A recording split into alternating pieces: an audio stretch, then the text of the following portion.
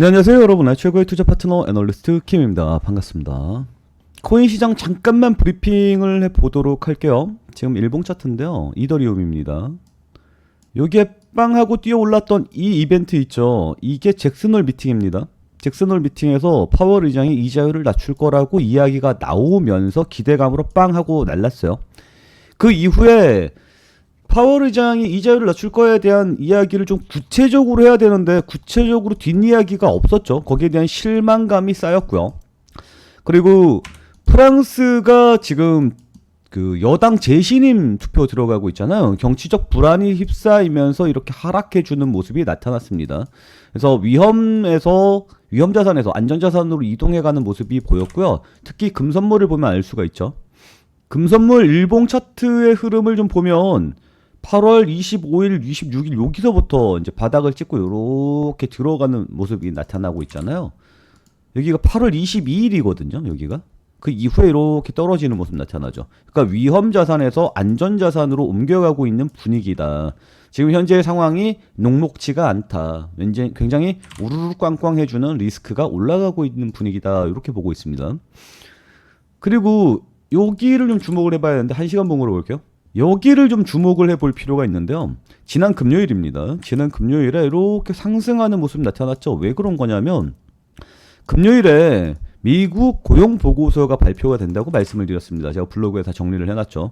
FOMC 회의 일정은 이렇게 내용이 나와 있어요. 그래서 다다음 주 언제죠? 17일이니까 다음 주 수요일이군요. 다음 주 수요일로 잡혀 있는 건데 이 FOMC 회의 결과에 영향을 미칠 만한 주요 변수들이 CPI라든지 미국 고용 보고서라든지 이런 것들이 있다. 근데 미국 고용 보고서가 지난 금요일에 발표가 되었다. 고용 보고서가 민간 고용 보고서가 그동안에 발표가 되었거든요. 고용 보고서가 개판이 나올 것 같다. 거기에 대한 기대감으로 이렇게 올라간 거죠. 고용 보고서가 개판이 나온다는 것은 경기 둔화에 대한 리스크도 있겠지만 이자율 하락에 대한 기대감도 충분히 생길 수 있잖아요. 그래서 그 기대감으로 이렇게 상승을 했었던 거고, 고용보고서 발표 이후에 미친 듯한 하락세가 나왔습니다. 왜 그러냐면 고용보고서가 발표가 되었는데 이거는 좀 충격적으로 나왔어요. 7만 5천 건 정도 고용을 생각을 했는데 2만 2천 건 정도로 나왔거든요. 예상치를 굉장히 하회하는 결과가 나왔습니다. 그러니까 이게 그냥 경기가 고용이 둔화되는 게 아니라 경기 침체로 가는 거 아니냐라는 두려움이 있었던 거죠. 그래서 원래 이자율 인하에 대한 그 기대감은 주가를 상승시키는 영향이 있습니다. 왜 그런 거냐면 이게 예방적 성격일 때. 그래서 경기가 안 좋아질 것 같으니까 미리 예방하자, 유동성을 풀자, 이런 거는 그 위험자산 쪽으로 자금이 몰리는 경향이 있거든요. 그래서 이쪽으로 돈이 들어오는 경향이 있는데, 근데 이게 진짜 경기 침체로 어쩔 수 없이 하는 거다, 끌려가는 이자율 하락이다 라는 느낌이 들면 어때요? 박살이 나는 겁니다. 그래서 이번에 이자율 하락을 시킬 거라는 것은 100% 확신을 하고 있는데 0.25%. 근데 이게 생각보다 경기 침체가 생각보다 심한데? 이라고 판단이 들면서 사람들이 우르르 꽝꽝 해주는 모습이 나타났고요. 그래서 요 금값을 보면, 금값 15분봉을 보면 지난 금요일이죠. 여기가 지난 금요일 한국 시간으로 저녁 9시 30분을 이야기하고 있습니다. 빵 하고 날아가죠.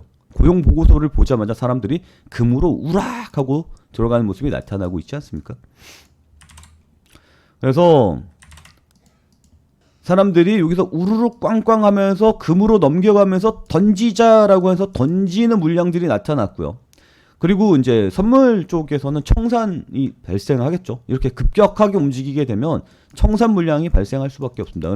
그래서 롱 포지션 청산 물량이 우르르 쏟아지면서 급락을 했고요. 그 이후에 반대 방향으로 튀죠. 너무 급락했다 그러면 여기서 프로그램 가동되면서 반대로 매수 들어가잖아요. 매수 들어오는데 매수 폭이 굉장히 작습니다. 그리고 나서 횡보세를 보이고 있죠.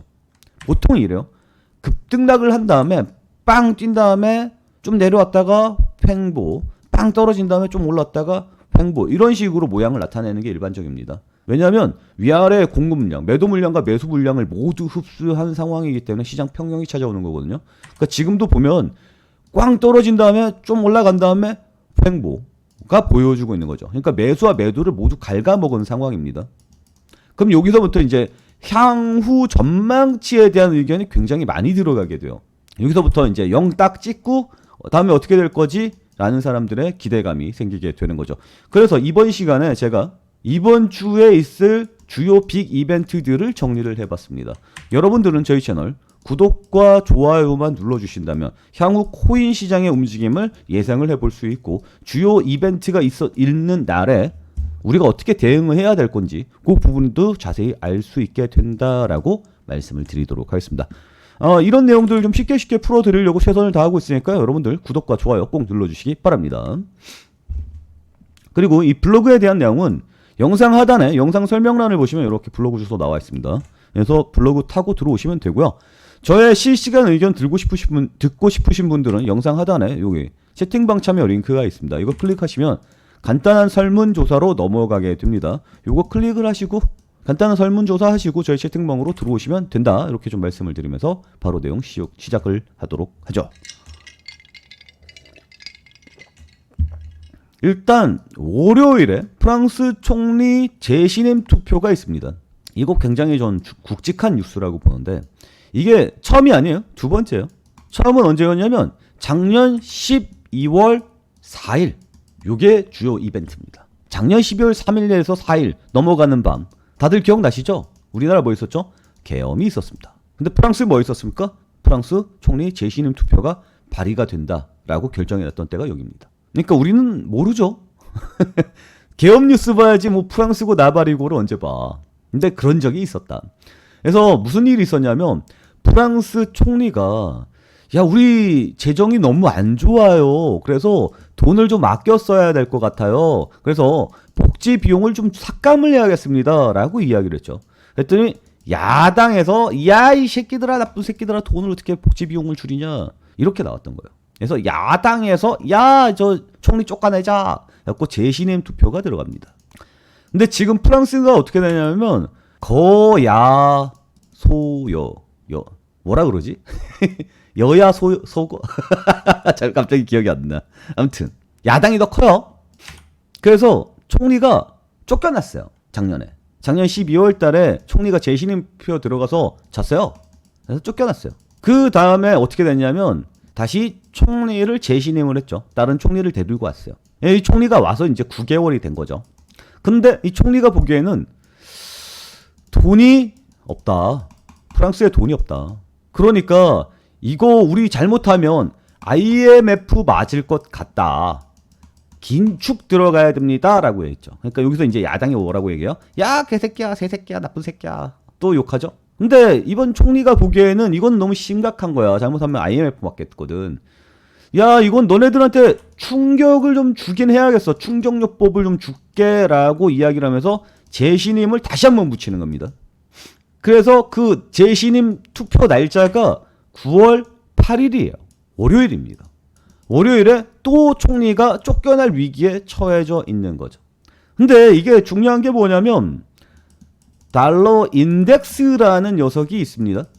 세계 기축통화 6개를 모아가지고 달러의 현재 상황을 보는 거예요. 옛날에 브레튼 우주 체제 요거까지 좀 그런데 시간 넉넉하게 오늘 이번에는 영상 좀 길게 찍을 예정이니까 좀 길쭉하게 한번 가봅시다. 2차 세계대전이 끝나고 난 다음에 미국의 세상의 모든 금이 쏟아져 들어갑니다. 왜? 유럽이 박살날 때 미국이 차도 주고 음식도 주고 이랬잖아요. 대금을 뭘로 받았어요? 금으로 받았어요. 그래서 그 대항해 시대가 끝나고 난 다음에 전 세계의 금이 유럽으로 들어갔잖아요. 그 금을 미국으로 전달하면서 총도 받고 먹을 것도 받고 이렇습니다. 대금을 금으로 줬죠. 그러니까 2차 세계대전이 끝나고 난 다음에 미국을 보니까 전 세계에서 금이 제일 많아. 그래갖고 미국 달러 가지고 거래를 하게 됩니다. 왜? 미국 달러는 금으로 바꿔줬거든. 그래서 얘가 열심히 달러를 찍어내서 세계 무역을 이끌었어요. 달러가. 근데 영국과 프랑스가 이렇게 보니까 얘네가 가지고 있는 금 대비 달러를 너무 많이 찍어내는 것 같거든. 그래서 달러를 금으로 계속 바꿨어요. 60년대 후반에. 그러니까 미국이 뭐라고 그랬냐면 못 바꿔주겠는데? 를 외쳤어요. 왜? 안에 있는 금이 계속 밖으로 나가니까. 그래서 금태환 제도가 무너집니다. 브레튼 우주 체제 붕괴가 일어나는 거죠. 그러면 미국이 금으로 바꿔주겠다 그랬는데 안 바꿔준다 그랬어. 그럼 달러의 신뢰도가 박살나죠. 근데 이때 돈 많이 벌 때 미국이 뭐 했냐면 사우디 같은 중동국에다가 열심히 개발을 시켰어. 그래서 기름을 뽑아내도록 만들었거든. 근데 얘네들이 그냥 할 놈들이 아니죠. 이 기름은 무조건 달러로만 거래해라 라고 못을 박아놨단 말이야. 근데 달러가 어떻게 돼? 신뢰도를 잃었어. 달러의 가치가 폭락을 했지. 근데 그 기름은 달러로만 거래해야 되잖아요. 그 1달러에 뭐 1리터의 기름을 했었는데 달러가 박살이 났네. 그래서 100달러에 1리터로 바뀌는 거예요. 그러면 엄청나게 기름 가격이 올라간 것 같죠. 이래갖고 우리나라의 70년대 초반과 후반에 두 번에 걸쳐서 오일 쇼크라는 게 오게 됩니다. 기억나죠? 뭐다 얘기가 여기까지 왔지? 아무튼 브레튼 우주 체제가 붕괴가 될 당시 68년도인가 그랬어요. 그때 전 세계 6개 방구종 낀다는 기축 통화들이 모여서 야 달러의 가치를 평가하는 기준을 만들어야 될 것 같아. 그래서 달러 인덱스라는 걸 한번 만들어 보자라고 이야기했습니다. 그때 당시 68년도 브레튼 우주 체제 붕괴 당시의 달러의 가치를 100으로 놓고 본다면 100보다 높으면 달러가 강세고 100보다 낮으면 달러가 약세다. 그게 달러 인덱스입니다. 이 6개 통화 중에 이 유로화가 당연히 들어가 있겠죠. 무슨 얘기냐면 달러 인덱스가 있는데 여기 기축통화 6개가 있을 거 아니에요. 여기에서 유로화가 차지하는 지분이 꽤 높을 거 아닙니까? 30 몇 프로인가 그렇다는데 유로화가 박살이 날 가능성이 높죠. 프랑스가 작살이 나면. 그러면 유로화가 그만큼 박살이 나게 되면 어떻게 돼요? 얘는 가만히 있는데 얘가 박살나잖아. 강달러로 들어갈 수 있겠죠. 그럼 얘가 110, 120 뭐 이렇게 올라갈 수도 있겠지. 유로화가 박살이 나니까. 그러면 어떻게 돼요? 뭐 코인은 이렇게 힘들어지는 거지. 그래서 프랑스가 박살나면 달러 인덱스가 급등하는 모습이 나타날 거고, 그러면 세계 경기 변동이 크게 일어날 수밖에 없는 거고, 환율이 요동칠 거고, 환율이 요동치면 무역이 요동칠 수밖에 없는 거고, 무역이 요동치면 옵션이 박살날 수밖에 없는 거고, 이렇게 연결되는 거예요. 그러면은 이제 세상이 부진해진다, 작살난다. 그래서 이게 바로 뭐다? 유럽발 금융위기가 올 가능성이 높은 거 아니냐라는 이야기가 나오고 있는 게 이날입니다. 사람들이 별로 주목을 안 하는 것 같기는 한데, 두 번째니까 뭐 이번에도 잘 넘어갈 수 있겠지? 뭐 이런 이야기를 하고 있습니다. 그래서 요거를 조금 자세하게 살펴보면 향후 시나리오가 이렇게 나옵니다. 일단 패배 확률이 85%예요. 야당이 크다 그랬잖아요. 근데 제가 뉴스들이랑 자료를 이렇게 좀 조합을 해본 결과 패배 확률이 거의 100%지 않나. 85%는 솔직히 100%죠. 집니다. 8월 5일에 9월 8일에 박살이 납니다. 그래서 총리 승리 15%는 이건 뭐 딱히 볼 필요는 없어요. 다만 이제 실패할 가능성 85%를 좀 분석을 해보면 대통령이 신임 총리를 다시 임명할 가능성이 높죠.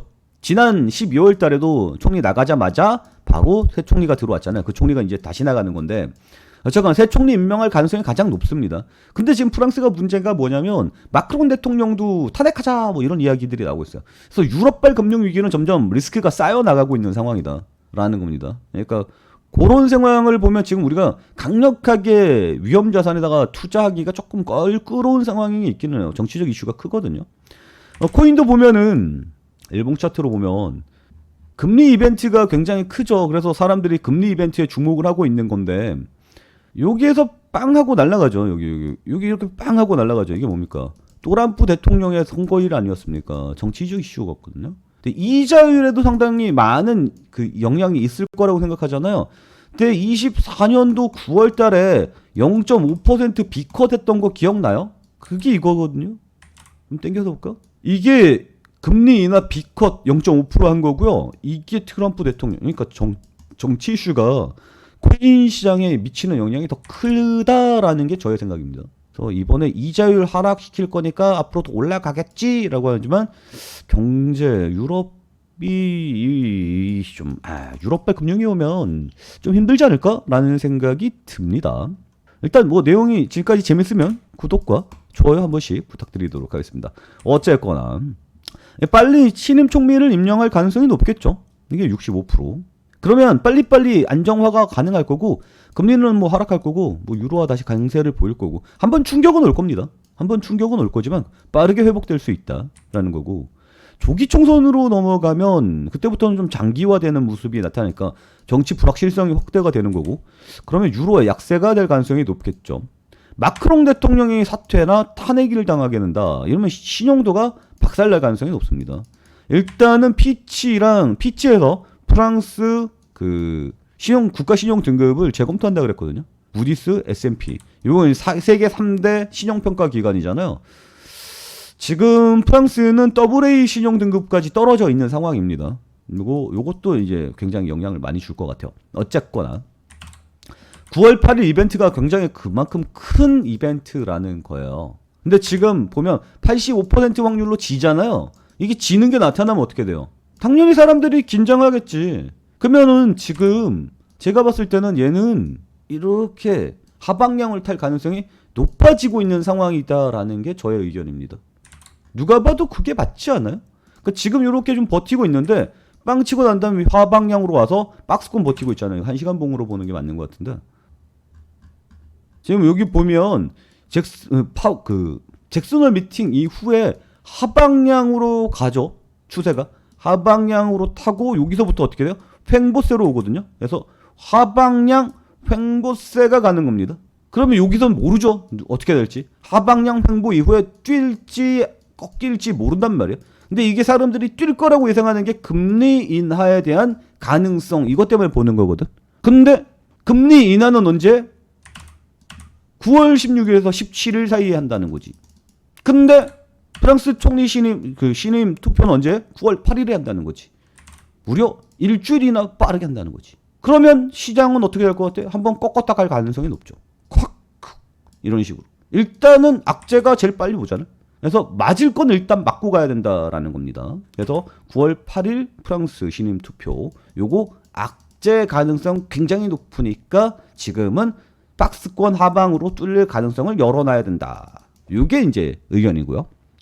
그 다음에 9월 9일에 미국 노동통계국의 고용통계 연례 수정치 발표가 있는데요. 이게 이제 의미가 좀 있어요.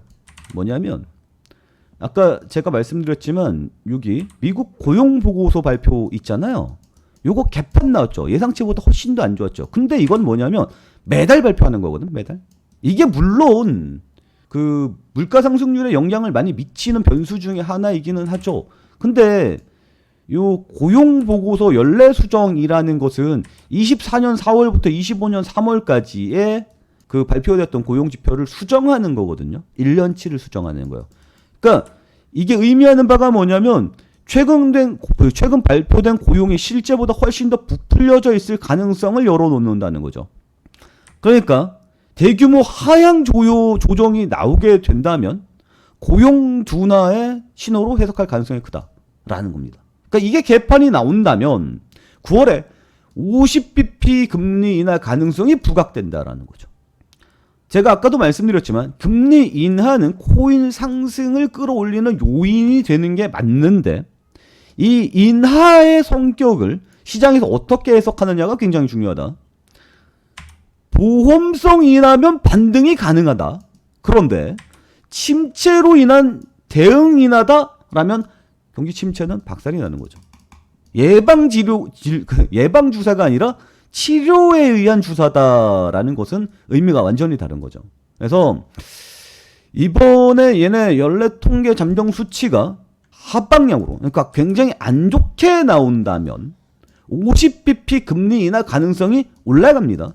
제가 봤을 때는 이건 시장을 끌어올리는 조치고 나올 가능성이 높아요. 왜냐하면 지금 현재 0.25% 금리 인하가 거의 확실시되고 있는 상황인데 이번에 고용보고서, 지난 금요일에 발표되었던 고용보고서가 워낙 개판이 나왔기 때문에 0.5% B컷의 가능성이 올라가고 있는 상황이거든요.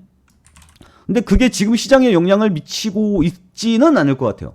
왜냐하면 이게 남았거든. 이게 11일에 미국 소비자 물가지수 발표가 남아 있습니다. 그러니까 11일에 물가지수 발표가 나오는 거 보고 B컷 이야기가 본격적으로 대두될 가능성이 높다라는 거죠. 그 과정을 보고 있는 겁니다. 그래서 9월 9일에 미국 그 고용통계 연례 수정 요게 있는데 이게 생각보다 안 좋게 나와준다면 그때부터 0.5pp 그러니까 50bp 0.5%의 금리 인하가 가능될 가능성이 높아지니까 이제 이바구질하는 사람들이 점점 많아지겠지. 그러면 사람들이 기대감이라는 게 생기겠지. 그리고 대망의 마지막 실적 그 이벤트 8월 소비자 물가지수 발표가 있습니다. 이게 이제 예상보다 높은 수준으로 나올 것 같아요라고 이야기를 좀 많이 하고 있기는 해요. 이 금리를 인하시키면 돈을 풀게 되잖아요. 돈을 풀게 되면 돈의 가치가 떨어지죠. 그러면 물가가 올라가죠. 물가가 이미 올라가고 있는 상황에서 돈을 풀 수 있어요, 없어요? 못 풀죠. 왜? 돈을 풀면 물가 상승률이 더 가속화될 거니까. 그래서 소비자 물가 지수가 예상보다 조금 안정적으로 나와준다. 높은 수준이 아니라 예상치 정도, 예상치보다 조금 낮은 수치 정도로 나와준다면 금리 인상 가능성은 굉장히 높아지는 겁니다. 그래서 지금 주요 이벤트들은 이렇게 있고요. 요 전망이라든지 이런 것들은 뭐 여러분들이 직접 읽어주시기 바랍니다. 그래서 중요한 거는 결국 해석이겠죠. 어떤 식으로 예측을 하느냐 요걸 보는 건데 제가 보는 해석은 이렇습니다. 이거 1시간 봉이고요. 장기간 만들었었던 이 1시간 봉의 박스권. 이 박스권이 결국은 언젠가는 변화를 하겠죠. 근데 그 이벤트가 9월 8일 이벤트일 가능성이 높다는 거예요. 지금 일단 이 9월 8일 이벤트 악재부터 한 대 맞고 시작을 해야 되는 거거든. 그럼 맞고 시작하면 뚫리겠죠. 저는 그렇게 봅니다. 그래서 지금은 하방향으로 가는 게 맞다. 그런데 9월 9일날 잠정 수치 수정치가 발표되잖아요. 노동 그 발표 뭐야 이름이? 미국 고용통계 연례 수정치 이게 발표되잖아요.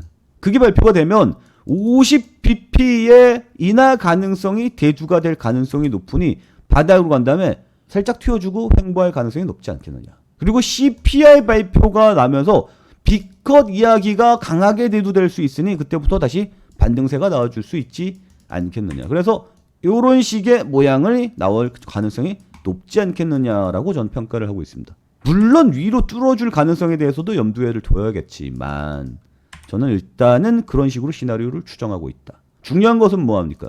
대응이거든요. 예측이 아니라 대응입니다. 다만 어떻게 움직일지에 대해서 그 예방은 해놔야겠죠. 그러니까 빠따를 맞더라도 뭐 엉덩이에 맞을 건지 손바닥에 맞을 건지 머리에 맞을 건지 대충 알아야 될 거 아니에요. 그래야지 뭐라도 마음의 준비라도 하지.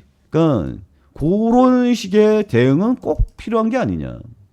제가 계속해서 여러분들과 함께 약간 어렵죠. 이런 내용들을 여러분들이 개인적으로 알아내는 건 좀 어렵지 않을까라는 생각이 들어요. 그리고 해석하는 데에도 굉장히 많은 노력이 들어갈 거라고 생각합니다. 그러니까 여러분들은 저희 채널 구독과 좋아요만 눌러주신다면 여러분들은 어떻게 돼요? 쉽게 얻어갈 수 있지 않을까요? 좋은 정보들을. 그리고 제가 영상을 보면 조회수는 얼마 안 나옵니다만 여기 보면 뭐 시즌 3 뭐 이렇게 나와 있죠. 시즌 2 제가 $100 가지고 투자에 들어간다고 말씀드렸어요. 전 주식을 오래 했지 코인을 오래 한 사람이 아니잖아요.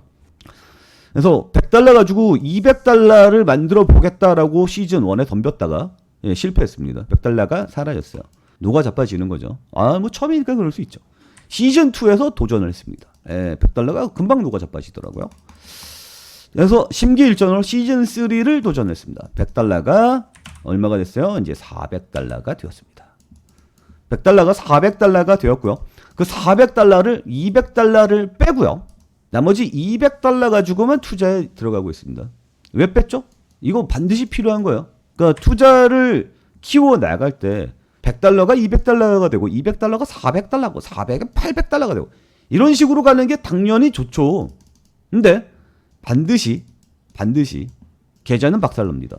다들 아시죠? 그래서 반드시 수익금의 절반 정도는 빼서 다른 통장에 넣어놔야 됩니다. 이게 심리적 안정감을 엄청나게 주거든요. 그래서 저는 $100 가지고 $400를 만들었어요. 급격하게 돈을 벌었을 때가 언제냐면 여기서부터 여기까지를 다 먹었습니다. 여기서부터 여기까지를 다 먹었습니다. 여기서 다 먹었어요. 기대감 나오고 제가 영상에도 찍어놨지만 가야 될 자리에 가지 못하면 밀립니다라고 해서 여기서 숏을 잡았죠. 그래서 쫙 다 먹었어요. 그리고 지금 횡보세에 들어오고 있고 지금 현재는 저는 이쪽으로 보고 있는 상황입니다. 이해하시죠? 그래서 지금 현재로서는 저는 400달러까지 만들었고요. 400달러를 다시 200달러로 다시 시작을 하고 있는 상황입니다. 다시 400달러 만든 다음에 300달러로 다시 시작할 생각도 있습니다. 그러니까 여러분들, 저와 함께 투자하고 싶으신 분들은 많이 필요 없어요. 딱 100달러만 들고 오시면 됩니다. 딱 100달러. 많이 필요 없어요. 100달러만 딱 들고 저희 채팅방으로 참가해 주시면 됩니다. 영상 하단에 영상 설명란을 보시면 저희 채팅방 들어오는 링크 있고요. 간단한 설문조사와 함께 여러분들과 함께 저희 채팅방 링크 보내드리도록 할 테니까 여러분들은 저희 채널 구독과 좋아요만 눌러주시기 바라고요. 그리고 저와 함께 100달러로 1000달러, 10,000달러 한번 벌어보도록 합시다. 아시겠죠? 일단 오늘 내용은 여기서 마치도록 하겠습니다. 주말인데요. 여러분들 주말 잘 보내시고 월요일에 충격 올 것 같으니까 다들 긴장해 주시고 저희 채널 구독과 좋아요로 응원해 주시고 영상 많이 시청해 주시기 바랍니다. 오늘 내용은 여기서 마치도록 하겠습니다. 오늘도 시청해 주셔서 감사합니다.